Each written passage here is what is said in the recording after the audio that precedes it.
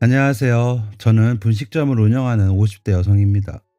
초등학교 앞 귀퉁이에서 시작한 장사가 어느덧 20년을 훌쩍 넘는 시간 동안 하게 되었습니다.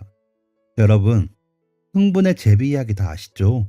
저에게도 제비 다리를 고쳐주고 은혜를 받은 그런 일이 생겨 여러분들과 사연을 나누고자 이렇게 사연을 보내봅니다. 사실 그 전까지 제 삶은 나락으로 떨어진 것 같은 느낌이었거든요. 하지만 그 과거가 지금은 웃으며 이야기할 수 있는 고생담 정도가 되고 나니 이게 꿈인가 싶기도 합니다. 물론 제가 잘나서 제 삶이 달라진 건 아닙니다. 다 우리 딸 아영이와 우리 사위 덕분이지요. 너무 감사한 일이라고 생각합니다. 정말 로또라도 맞은 심정이랄까요? 어떤 일인지 궁금하시죠? 저는 20년 전부터 초등학교 앞에서 분식점을 운영했습니다. 요즘처럼 좋은 인테리어도 없고 보기에는 허름한 그런 가게였습니다. 분식점 문을 열 당시에도 근처에서 그 건물이 가장 새가 쌌기에 허름한 건물이라도 내가 부지런하게 쓸고 닦아 깨끗이 하자라는 생각으로 문을 열었습니다. 장사는 그다지 잘 되지도 그렇다고 안 되지도 않고 유지만 될 정도였습니다. 우리 딸 학교 보내고 먹이고 입힐 딱 그 정도까지였죠. 사실 저는 분식점을 열기 전까지는 평범한 가정주부였어요. 남편이 사고로 갑자기 돌아가는 바람에 급하게 문을 연 분식점이었답니다. 남편이 돌아가시고 처음엔 정신 못 차리고 있는 저를 정신 차리게 한 건 제 하나뿐인 딸이었습니다. 초등학교 3학년밖에 안 된 아이가 저한테 죽을 챙겨주더라고요. 물론 부엌은 엉망이 됐지만 어디서 봤는지 죽을 끓여 덜 익은 죽을 가져와서는 엄마, 이제 그만 슬퍼하세요 하더군요. 자기도 아빠를 잃어 슬플 텐데 엄마가 그러고 있으니 마음이 아팠나 봅니다. 그 어린 게 절 끌어안고 소리도 못 내고 훌쩍거리는데 살아야겠더라고요. 하지만 아이까지 돌보며 제가 할 수 있는 일은 없었습니다. 친정도 없는 제가 아이를 맡길 곳은 없었거든요. 결혼 전까지 해본 일이라고는 작은 회사 격리 정도라 그때 제가 다시 취직하기도 쉽지 않았습니다. 그래서 장사를 결심했습니다. 아이가 가장 좋아하는 간식이 떡볶이이기도 했고 학교 앞이니 손해가 나진 않겠다 싶었거든요. 처음에 튀김이랑 떡볶이랑 하느라 고생 좀 했습니다. 집에서 조금씩 하던 것과 장사는 전혀 다르더라고요. 여러 사람의 입맛에 맞춰야 하고 해보지 않은 일이다 보니 힘들더라고요. 그래도 우리 딸만 보고 견뎠습니다. 혹시나 아이 친구들이 와서 창피할까봐 위생에도 엄청 신경을 썼습니다. 저는 매일 같은 옷일지라도 우리 딸은 헐거나 후져 보이지 않고 깨끗하게 옷 입을 수 있도록 신경도 많이 썼죠. 우리 딸은 하교하면 가게 앉아 공부도 하고 TV도 보며 있으면서도 불평 한마디 하지 않고 있어줬습니다. 너무 고마웠죠. 아이들 상대로 장사를 하다 보니 푼돈이라 그런지 하루 종일 열심히 하는데도 형편은 나아지지 않았습니다. 가게 월세 내고 나면 겨우 풀칠할 정도였죠. 그래서 매일 종종거리는 마음으로 20년을 살았습니다. 저축은 당연히 꿈도 꾸지 못했고 대출 안 받고 사는 것만으로 만족해야 했습니다. 아이는 점점 자라니 들어가는 돈은 늘고 하다 보니 대출의 유혹도 있었지만 괜히 빌려 썼다가 못 갚으면 우리 딸까지 더 고생시킨다는 생각에 참고 또 참았습니다. 견뎠죠. 아이는 저의 그런 기대를 아는지 그 흔한 사춘기 반항 한 번 없이 잘 자라주었습니다. 고등학교에 들어가면서부터는 편의점이랑 음식점 서빙 같은 알바를 하기 시작하면서 본인 용돈이나 책값을 벌어 쓰더군요. 학원도 못 보내주는 엄마였지만 아이가 고생할 생각에 마음이 아파 당장 그만두라고 화도 내보았습니다. 하지만 대학 등록금도 벌고 미용 학원도 다니고 싶다며 자신의 계획을 말하는 아이를 맡기는 힘들었습니다. 오히려 고맙기까지 하더군요. 아빠가 있었음 그냥 학교만 다녀도 되었을 텐데 미안한 마음도 컸죠. 하지만 세상 천지에 우리 둘뿐이다 보니 점점 더 딸아이에게 의지를 하게 되었습니다. 그러다 보니 저의 모든 생활은 아이를 중심으로 돌게 되더군요. 아이가 밥을 먹지 않으면 저도 밥을 먹을 수가 없을 정도였습니다. 어느덧 아이는 자라 성인이 되었고 더 바빠졌습니다. 가고 싶다던 미용학과에 합격해 다니며 학교 생활에 푹 빠져 살더군요. 그러다 만난 남자친구들과 만남이 길어지는 사이가 되면 제게 소개를 시키고 싶어 했습니다. 저는 그럴 때마다 거절했고요. 아이를 떠나보내야 할 것 같아 마음이 아팠거든요. 물론 아이가 자라면 언젠가는 떠나야 한다는 것을 저도 알지요. 하지만 아무도 없는 저의 곁을 지켜주고 제가 버틸 수 있게 해주는 딸이 없으면 저는 어떻게 해야 할지 너무 겁이 났습니다. 그래서 너가 지금 남자나 만날 때야. 정신 차려. 라는 말로 아이를 나무라고는 했습니다. 그러면 아이는 엄마는 내가 어떤 남자친구 만나는지 궁금하지도 않아? 내가 뭐 결혼을 하겠대? 그냥 이런 사람 만난다고 엄마한테 공개하고 싶은 거잖아. 엄마가 그런다고 내가 헤어지는 것도 아닌데 왜 그래? 라며 속상했습니다. 그러더니 그 다음부터는 남자친구에 대해서는 일절 말하지 않더군요. 아이가 취업에 성공하면서부터는 더 바빠졌습니다. 미용업계가 그런 거라고는 하지만 주말이며 새벽이나 밤 늦게나 할 것 없이 바쁘다고 하더라고요. 연예인들도 많이 오고 결혼식 하는 신부들도 많이 오는 곳이라 그런지 예약이 꽉 찼다고 하더라고요. 그래서 우리 딸 얼굴을 마음껏 볼 수 있을 때는 잘 때였습니다. 연차가 점점 차면서는 그나마 나아지더군요. 아이는 30살에 가까워지면서 직급도 올라가더니 점점 더 세련되어졌습니다. 그런 딸아이를 보고 있자니 마음이 흐뭇해지면서도 혹여 제가 짐이 될까 걱정이 앞서기도 했습니다. 아이에게 들어가는 돈은 줄었지만 아이가 결혼을 할 때도 보태줄 돈도 없이 사는 제 상태가 미안했습니다. 아이도 학자금 대출 갚느라 빠듯한 것도 제가 알았기 때문에 걱정은 더 컸죠. 주변 사람들은 이제 딸내미 시집 보내고 쉬어 라고 했지만 당장 쉬면 저는 입에 풀칠하기도 어려운 실정이었습니다. 어쩌다 인생이 이렇게 되었나 싶기도 하고 막막하기도 해 서글퍼지곤 했었죠. 불난데 기름 붓는다고 더 힘들어질 게 있더군요. 건물 주인이 재건축을 한다며 가게를 비워달라고 하는 겁니다. 당장에 이만한 월세를 주고 다른 곳을 갈 수도 없었습니다. 주변의 다른 건물들은 벌써 다 재건축을 해 건물세도 비쌀 뿐더러 보증금도 어마어마했기 때문이었습니다. 하늘이 노랗고 앞이 막막하더군요. 가게를 더 알아볼 수도 없고 장사를 접을 수도 없고 정말 미치고 팔짝 뛸 노릇이었습니다. 철거 예정일을 잡겠다며 얼른 갈 곳을 알아보라는 건물 주인의 말이 그렇게 야속할 수가 없었습니다.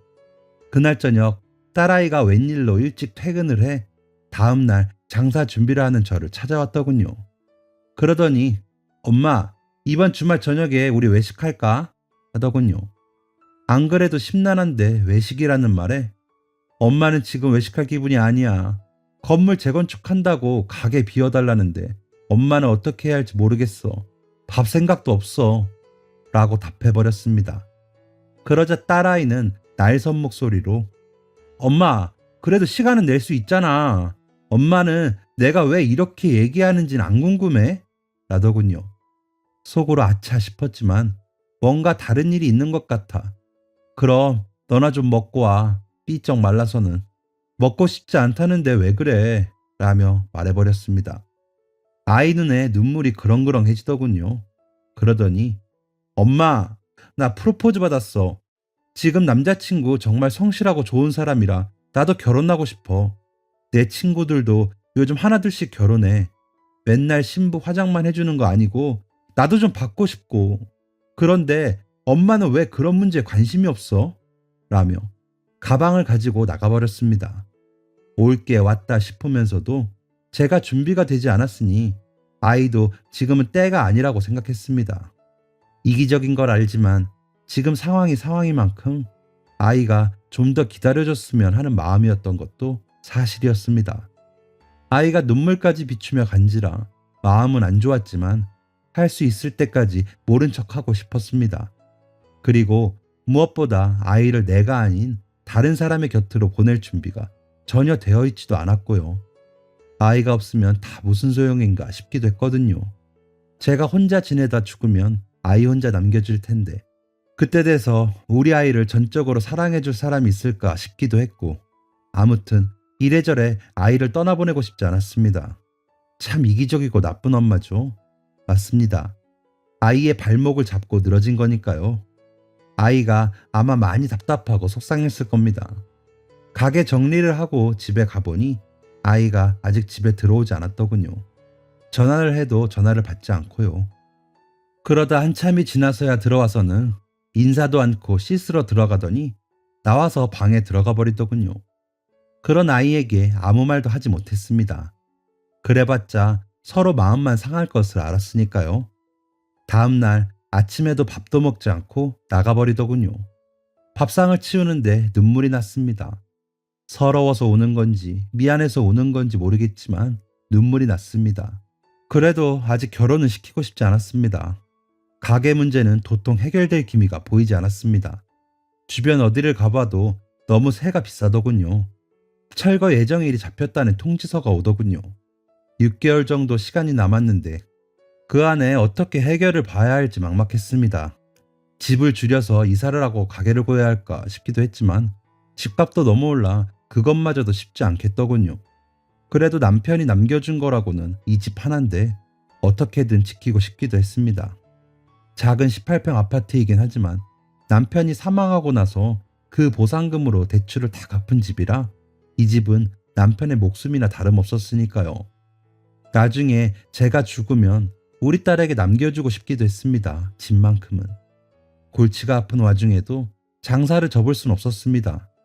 매일 쉬지 않고 일해도 이 지경인데 하루라도 쉬면 어떻게 되겠습니까? 그리고 저를 기다리는 꼬마 손님들도 있고요. 떡볶이 한 그릇에 행복해하는 모습을 보자면 그렇게 예쁠 수가 없기도 했습니다. 그 모습을 보면 잠시 시름을 잊곤 했습니다. 간혹 어린 시절이 생각나서 왔다는 졸업생들도 있었습니다. 먹으면서 바로 이 맛이라며 좋아하는 모습을 보면 뿌듯하기도 했었죠. 가게와 저는 이렇게 뗄래야 뗄 수도 없는 사이가 됐는데 이제는 정말 어떻게 해야 하나 싶어 걱정이 이만저만이 아니었습니다. 그러고 하루 종일 마음이 안 좋아 걱정만 하고 있는데 마무리할 때쯤 되어 말쑥한 차림에 남자 손님이 들어왔습니다. 떡볶이 한 그릇을 시키고는 먹지도 않고 가만히 보더군요. 옷도 고급져 보이고 이런 음식을 먹을 것 같아 보이지 않았고 떡볶이가 마음에 안 드나 싶어 손님, 떡볶이에 문제가 있을까요? 다시 드려요? 라고 물으니 아니요, 아닙니다. 그냥 오랜만이라 반가워서요. 혹시 저 모르시겠어요? 라더군요. 그래서 다시 보니 낯은 읽는데 잘 모르겠더라고요. 여기 졸업생이세요? 그러고 보니 낯이 읽네요. 고마워요. 다시 와줘서. 그런데 곧 그만둬야 할 것 같아요. 라고 했습니다. 그랬더니 왜요? 쉬시게요? 하길래 아니요. 건물이 이제 재건축을 하는데 다른 데는 세가 너무 비싸서 어디로 가야 할지 모르겠어서요. 문 닫고 어디 다른 식당이라도 취직해야 할까 봐요. 나 같은 아줌마 써줄 때가 있을지 모르겠지만 하고 속 이야기를 해버렸습니다. 그러자 별말 없이 떡볶이를 먹더니 잘 먹었습니다 하며 돈을 내고 나가더군요. 그날 마지막 손님이었기에 기억에 남았습니다. 게다가 다시 찾아준 졸업생이기에 그날따라 더 기억에 남더군요. 그러고 며칠 뒤 딸아이가 한 남자를 데리고 가게로 불쑥 들어왔습니다. 봤더니 며칠 전 그 남자였습니다. 그래서 속으로 아, 내가 어떤 장사를 하는지 손님인 척 보러 왔구나 싶어 등골에서 식은땀이 났습니다. 그런 줄도 모르고 속에 이야기를 다 해버렸으니까요. 모르는 척 졸업생인 척 한 것도 괘씸하더군요. 그래서 표정이 더 안 좋았을 겁니다. 엄마, 내가 전에 이야기했던 사람이야. 나이는 나랑 같고 사업하는 사람인데 되게 성실해. 라며 소개를 하더군요. 그래서 여기 와서 염탐했어요. 우리의 가정 형편이 어떤지 보려고. 젊은 사람이 아주 앙큼스러운 데가 있네. 그래, 우리 이렇게 먹고 살았어요. 보다시피 난 우리의 시집보낼 형편도 안 되고 그리고 사업, 부모 잘 만나서 뭐 거들먹거리고 다니나 본데 난 반갑지 않으니까 나가줘요. 너는 왜 말도 없이 아무나 데려와? 가, 나 바빠 하고 신경질적으로 둘을 쫓아내듯이 보냈습니다. 둘이 나가고 나서도 분한 마음이 사그라들지 않더군요. 저런 사람이 뭐가 좋다고 싫다는 엄마에게 억지로 소개를 시키나 싶어 딸아이도 원망스러웠습니다. 가장 화가 나는 건 제 자신이었죠. 아무에게나 속 이야기를 해버렸으니 말이에요. 장사를 끝내고 들어가니 딸아이는 방에서 나와 보지도 않더군요. 식탁에는 아까 그 청년이 들고 있던 꽃다발만 올려져 있고요. 누가 저런 꽃다발이나 받으며 희희낙낙할 줄 아는 빙충이로 아는가 싶어 다시 한번 화가 났습니다. 다음날 아침은 제가 차리지 않았습니다. 나가는 딸을 내다보지도 않았죠. 그런 놈을 믿고 엄마 곁을 떠나려는 아이가 원망스럽고 서운했습니다. 저녁에 일을 마치고 돌아오니 딸아이가 식탁에 앉아 저를 기다리고 있더군요. 그러더니 엄마 얘기 좀 해 라며 저에게 말을 붙이는 겁니다. 무슨 얘기? 결혼? 예, 결혼은 뭐 저절로 다 되니? 너 모아놓은 돈 있어? 엄마는 당장 먹고 사는 돈도 빠듯해. 너 결혼시키고 엄마 늙어서 혼자 살 돈도 마련해야 할 생각에 머리가 터질 것 같아. 근데 너는 남자만 있으면 다 되는 거야? 그렇게 빈손으로 시집가면 누가 좋아하니? 시댁에서 눈총 받다가 못 살겠으면 이혼이나 할래? 지금에야 남자가 다 좋다 하겠지. 그런데 살다 보면 없이 시집가서 사는 게 얼마나 서러운 일인데 뭐가 그리 급해서 난리야 라며 퍼붓자 조용히 듣고 있던 딸아이가 주르륵 눈물을 흘리더군요. 그 모습도 보기 싫어져. 너는 너 혼자만 중요하지? 이 엄마는 어찌되든 뭐가 잘못되든 상관없이 다 필요 없어. 시집을 가든지 뭘 하든지 신경 안 쓸 테니까 너 마음대로 해. 결혼식장에는 너 혼자 들어가고 나중에 서러워도 너 혼자 감당해. 난 몰라. 난 더 이상 할 말 없어. 라며 제 방으로 들어와 버렸습니다. 힘든 와중에도 저밖에 모르고 산 엄마를 이렇게 서럽게 할 수가 있나 싶어 마음에도 없는 소리까지 해버리고는 저도 속상해 눈물이 나더군요. 먼저 가버린 남편이 그렇게 원망스러웠던 적이 없습니다. 그러면서도 다 필요 없고 어디 가서 식당에 취직이라도 되면 생활은 되겠지 싶은 마음에 일자리를 알아봐야겠다는 생각이 들더군요. 그러면서도 딸아이가 절 버리고 덜컥 떠나버릴 것 같은 생각에 두렵고 무섭기도 했습니다. 다음날 아침도 저는 차리지 않았습니다. 아이는 문 앞에서 다녀오겠습니다 하고 나가더군요. 그래도 모르는 척하고 누워만 있었습니다. 속이 문드러지는 것 같았습니다. 진짜 이대로 어딘가 가버리고 싶었지만 20년을 가게에 출근하는 것밖에 모르던 저였기에 갈 수도 없더군요. 그래서 채비를 하고는 가게로 향했습니다. 육수를 끓이는 것을 시작으로 떡 다듬기, 튀김 재료 다듬기, 순대 올릴 물 끓이기, 어묵꼬치에 꿰기 등을 하며 장사 준비를 했습니다. 20년을 한결같이 하던 일인데 얼마 남지 않았다고 하니 사뭇 다르게 느껴지며 더 귀하게 느껴졌습니다. 다시는 못할지도 모른다고 생각하니 마음속에서 울컥하더군요. 정말 다 속상했습니다. 금방이라도 눈물이 날 것처럼 너무 슬프고 서러웠습니다. 열심히 살면 언젠가는 볕이 든다는 말도 다 헛소리 같고 원망스러웠습니다. 그 속엔 저를 미워하는 마음이 가장 컸습니다. 제가 조금만 더 능력이 있었다면 이렇게 애를 태울 일이 있을까 싶어 속상하더군요. 3, 4년 전쯤 권리금 준다며 가게 넘기라던 사람한테 넘겼으면 조금이라도 더 돈을 받기도 했을 텐데 하면서 지나간 일에도 미련이 남아 후회를 하기도 했죠. 그러면서도 준비를 하다 보니 손님들이 몰려들 시간이 왔습니다. 우르르 몰려와서는 호호 불며 맛있게 먹어주는 꼬마 손님들을 보는 것도 귀중하게 느껴졌습니다. 그래서 조금씩 더 퍼주었더니 좋다며 아줌마 최고를 외치는 모습에 웃음이 나기도 하더군요. 몰려있던 손님들이 썰물처럼 빠져나가 가게 정리를 하고 있는데 멋지게 차려입은 중년의 부부가 들어서더군요. 그래서 자리를 안내하고 주문을 받으려는데 딸아이가 소개했던 남자가 들어서며 저기 어머님, 제가 오늘은 저희 부모님을 모시고 왔어요. 제가 드리고 싶은 말씀이 있는데 좀 들어주시면 안 될까요? 하더군요. 부모님과 함께라는 말에 놀라 인사를 하긴 했지만 기분은 좋지 않았습니다. 이런 식으로 밀고 들어오는 게 굉장히 불쾌했습니다. 하지만 제 집에서는 귀한 아들일 텐데 그 앞에서 제가 싫은 티를 내는 건 예의가 아닌 것 같아 최대한 불편한 감정을 감추려고 노력하며 함께 자리에 앉았습니다. 그러자 그쪽 부모님께서 다시 인사를 건네시더군요. 그러더니 그 어머님은 제 손을 덥석 잡더군요. 어리둥절에 놀란 표정을 지었더니 남자가 말을 꺼냈습니다. 어머니, 저 어릴 적에 여기 왔던 거 맞아요. 먼저 와봤던 건 혹시나 절 기억하시면 인사드리고 다시 아영이랑 뵈려고 했던 거였는데 제가 생각이 짧았습니다. 죄송해요. 그러니 오해하지 말아주세요. 오늘은 아영이 남자친구가 아니라 제가 감사한 마음을 전하러 온 거예요. 어머님은 기억을 못 하시는 것 같지만 제가 20년 전에 여기 단골이었거든요. 라고 하는 말에 깜짝 놀랐습니다. 그때 아영이랑 같은 반이기도 해서 자주 오기도 했었는데요. 사실 아버지가 지금은 안정되셨지만 그때 좀 힘드셨거든요. 그래서 집으로 빚쟁이들이 찾아와 난동을 부릴 때가 자주 있었고요.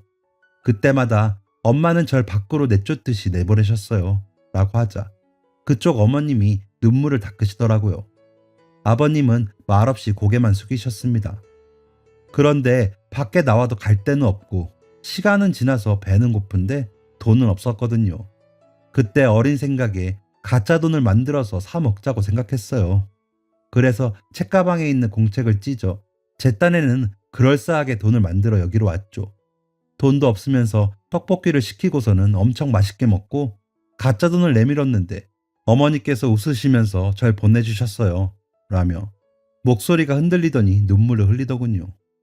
그러고 보니 기억이 났습니다. 한동안 종이에 1,000원이라고 써서 가져오던 아이가요. 유난히 키도 작고 말라 안쓰러운 마음에 종이 돈으로 내밀어도 사정이 있겠거니 하고 그냥 보내던 아이가 있었거든요. 한번 그렇게 통하니 엄마가 나가 있으라고 할 때마다 종이돈을 만들어서 여기로 왔어요. 저는 어머님이 모르신다고 생각했는데 나중에 알고 보니 속아주신 거잖아요. 너무 부끄러워서 그 다음엔 못 오겠더라고요. 학교에서도 아영이한테 인사도 못 하겠고요.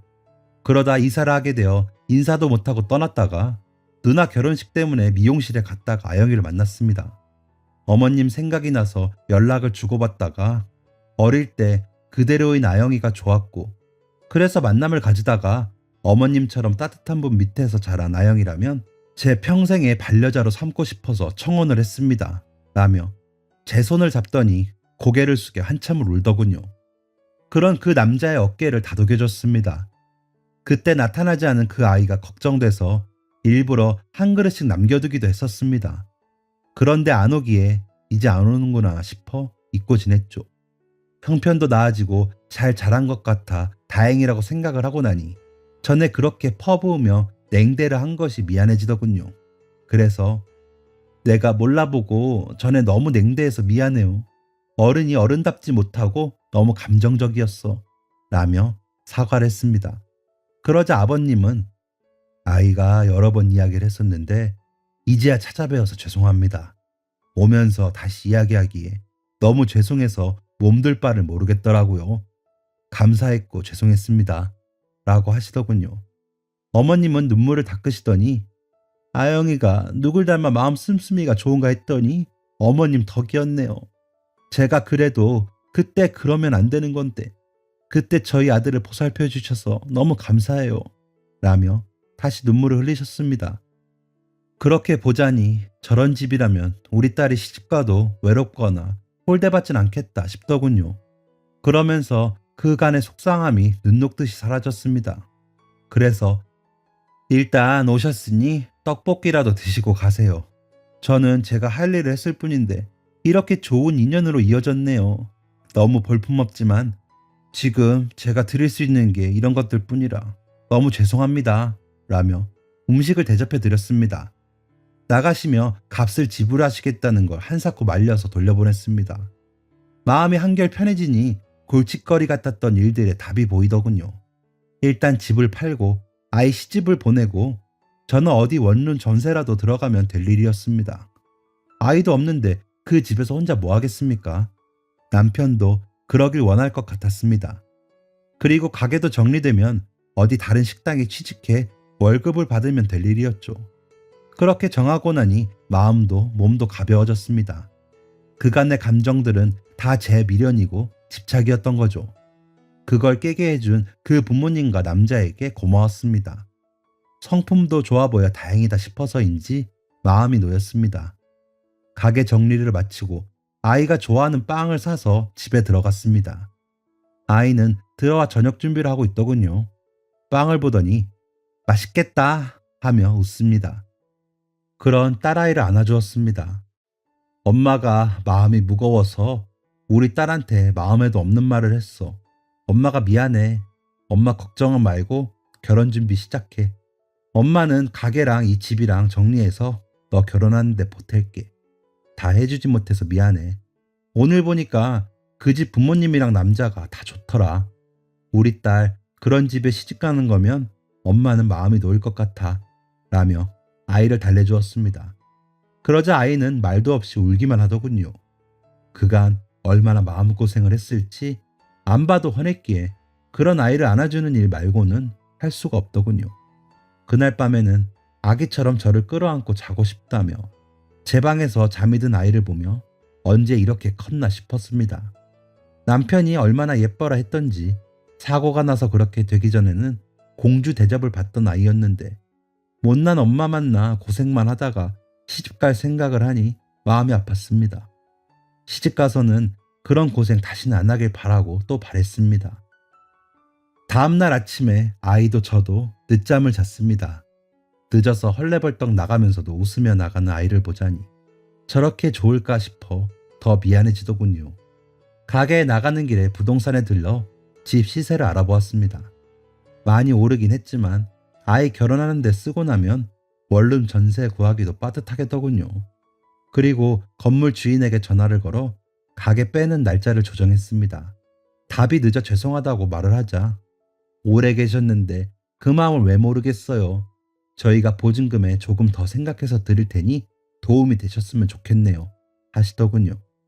마음을 달리 먹으니 일이 좀 더 수월하게 풀리는 것 같아 마음이 놓였습니다. 아이 식 날짜가 정해지면 집을 그 날짜에 맞춰 이사를 하면 되겠다 싶어 아이에게 문자를 넣었습니다. 언제쯤 시골일 생각이야? 엄마도 준비를 해야 해서 궁금해서 라고 보내자 곧 오늘 저녁에 다시 얘기해요 라며 답이 왔습니다. 바쁜 것 같아 더 조르지 않고 저는 또 저대로 장사 준비를 하고 장사를 하며 하루 종일 바쁜 하루를 보냈습니다.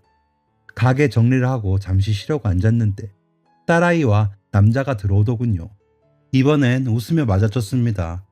그렇게 다시 보니 참 잘 어울리는 한 쌍의 남녀였습니다. 그간 제 눈을 가린 그 답답함이 다시 미안해졌습니다. 어쩌지 떡볶이가 다 팔렸는데 배고프지? 라고 물었더니 엄마랑 먹으려고 피자 사왔어요. 엄마 피자 좋아하잖아. 라며 딸아이가 피자를 펼치더군요. 오랜만에 피자를 보니 입맛이 돌았습니다. 그래서 우와 역시 우리 딸이 최고네. 맛있겠다 하며 같이 앉아 먹기 시작했습니다. 남자는 먹으면서 자꾸 제 눈치를 보기에 제가 그전에 한 행동 때문인가 싶어. 왜? 불편해? 전에는 내가 예민했어. 그런데 이제 다 편해졌어. 자네 덕분이야. 라고 했더니 어머니 그게 아니라 드릴 말씀이 있어서요. 하더군요. 실은 저희 아버님 하시는 회사에서 저도 일을 하고 있는데요. 그 회사가 있는 건물이 저희 회사 명의거든요. 그런데 이번에 코로나 때문에 1층에 상가가 공실이 났어요. 어머니 괜찮으시면 거기서 장사해 보시는 건 어떠세요? 하는 겁니다. 그러면서 물론 세나 보증금 이런 건 필요 없고요. 이건 제 생각이 아니라 저희 아버지 생각이세요. 그리고 어머님 집도 내놓지 마시고 그냥 사세요. 저희가 이 근처 투룸 전세 얻어서 오려고 해요. 어머님 모시고 출퇴근도 해야 하잖아요. 저도 아버지 회사에서 일한 지 얼마 안 돼서 모아놓은 돈 별로 없거든요. 그래서 저희 모은 돈으로 반지만 하나씩 맞추고 집 얻어서 씩 올리려고 해요. 저희 부모님도 그렇게 하자고 하셨고요. 라는 겁니다. 눈물이 나더군요. 진짜 그렇게 해도 되는가 싶어서 어리둥절하기도 했고요. 딸아이는 제가 우니 놀라서 절 달래면서도 제 남편감이 그렇게 마음 써주는 것에 고마워하더군요. 마음을 비웠다고 생각했는데도 아니었나 봅니다. 눈물이 그렇게 나는 걸 보면 말이죠. 그 주말에 가게 자리를 보러 갔는데 10층 건물 1층에 난 자리더군요. 유동 인구도 많은 곳이라 지금 하고 있는 자리랑은 새 차이도 엄청 날 텐데 이런 곳에 그냥 들어와도 되나 싶더라고요. 주방 시설이나 인테리어도 크게 손볼 데가 없을 만큼 깔끔하고 잘 되어 있어 지금보다 메뉴도 늘릴 수 있겠더라고요. 제가 감탄을 하면서 보고 있자 어머니, 여기가 몫이 나쁜 자리가 아닌데 전에 하시던 분은 음식값만 놓고 맛은 좀 그래서 잘 안 되셨던 것 같아요. 어머님, 지금 하시는 대로 하시면 아마 엄청 사람들 몰려들걸요. 맛은 제가 보장하니까요. 라며 웃는데 너무 고마워서 내가 이런 걸 받아도 되나? 너무 면목이 없어. 라고 했습니다. 그랬더니 어머니, 그때 빚진 떡볶이값 이렇게라도 갚을 수 있게 해주셔서 그저 감사할 뿐인데요. 걱정 마시고 하시면 돼요. 이 건물에서 일하는 사람들만 와도 그게 어디예요. 요즘 오히려 학교 앞 떡볶이를 그리워하는 사람들이 많거든요. 장사 잘 될 거예요. 하며 아이처럼 웃더군요. 진짜 꿈인가 생시인가 싶었습니다. 그렇게 장사 준비를 하면서 딸아이의 결혼 준비도 함께 했습니다. 아이들은 정말 딱 반지만 맞추더니 어머니들 한복과 아버님 양복 한 벌 해주고는 결혼 준비 다 했다고 하더군요. 집은 저희 집 근처 오피스텔에 풀옵션으로 들어가 옷가지랑 그릇만 사서 들어간다 했습니다. 식은 상대 아버님 손님이 많아 호텔에서 초대받은 손님만 모실 수 있게 치러졌습니다. 친척이 없는 저희를 배려해 양가 손님과 다 함께 섞여서 사진을 찍을 수 있게 해주시더군요. 저는 딸아이 친구가 그렇게 많은지도 그때서야 알았으니 정말 딸아이만 끼고 돌았던 것 같아 부끄러웠습니다. 코로나 시국인데도 많이 와줬더라고요. 제 생각보다 아이는 외롭지 않은 것 같아 다시 한번 안도가 되었습니다. 그리고 어찌나 예쁘던지 식은 안 올렸으면 어쩔 뻔했나 싶더군요. 매일 다른 사람 화장만 해주던 아이가 그렇게 곱게 하고 있으니 정말 공주님 같았습니다. 남편이 봤으면 얼마나 좋아했을지 생각하니 눈물이 나더군요. 그렇게 아이 식을 올리고 저는 개업을 했습니다.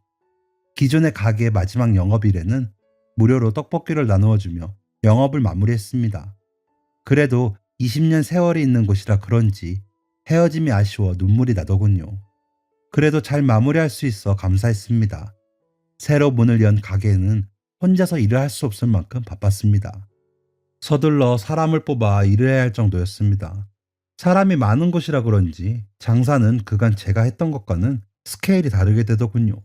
개업한 지 4개월 만에 월 매출이 2천만 원을 훌쩍 넘겼습니다. 사위의 말처럼 옛날 학교 앞 떡볶이를 그리워하는 사람들이 많더라고요. 그리고 우리 사위는 말했던 걸 지키려는 듯 매일 출근과 퇴근을 고맙게도 책임져주고 있습니다. 저는 요즘 정말 로또를 맞은 것 같습니다. 아니, 로또를 맞았죠. 떡볶이 몇 그릇에 인생 역전한 것 같아 날로 먹은 것 같습니다. 그래서인지 누군가 셈을 내서 빼앗을까 두렵기도 합니다. 하지만 웃음이 피식거리만 날 만큼 행복하답니다. 요즘엔 일요일에는 쉬는데 사돈이 함께 미용실도 데려가 주시고 피부 관리 샵에도 데려가 주셔서 이게 무슨 호사인가 싶답니다. 우리 딸아이는 곧 작은 샵을 차리려고 준비하고 있습니다. 이제는 행복한 일만 남은 것 같아 마음이 좋습니다. 곧 예쁜 손주도 만난다면 더 좋아질 것 같습니다. 전전긍긍하며 보내던 지난 날들을 뒤로 하고 이제는 좀 더 여유롭게 살아봐도 될까요? 저희 잘하고 있다고 응원해 주시면 감사하겠습니다. 더 열심히 살겠습니다. 여러분의 삶에도 기쁨이 넘쳐나시길 바랍니다. 안녕히 계세요. 지금까지 사연 들어주셔서 감사합니다. 사연이 재밌으셨다면 구독과 좋아요를 눌러주세요. 감사합니다. 안녕히 계세요.